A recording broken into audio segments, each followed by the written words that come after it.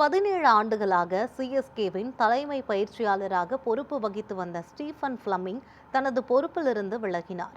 கடந்த 2009ஆம் ஆண்டு Chennai super Kings அணியின் தலைமை பயிற்சியாளராக ஸ்டீஃபன் ஃபிளமிங் நியமிக்கப்பட்டார். அவரது தலைமையின் கீழ் 17 ஆண்டுகள் விளையாடிய சிஎஸ்கே அணி ஐபிஎல் தொடரின் இறுதிப் போட்டியில் 10 முறை விளையாடியதோடு 5 முறை சாம்பியன் பட்டம் வென்று ஜொலித்துள்ளது.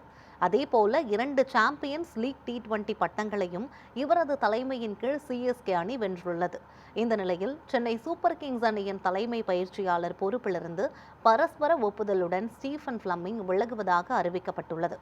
17 ஆண்டுகளாக சென்னை அணியை வழிநடத்தி வந்த ஸ்டீஃபன் ஃபிளமிங்கின் இந்த முடிவு ரசிகர்களை அதிர்ச்சியில் ஆழ்த்தியுள்ளது. இதையடுத்து சென்னை அணியின் புதிய பயிற்சியாளர் யார் என்ற கேள்வி ரசிகர்கள் மனதில் எழுந்துள்ளது.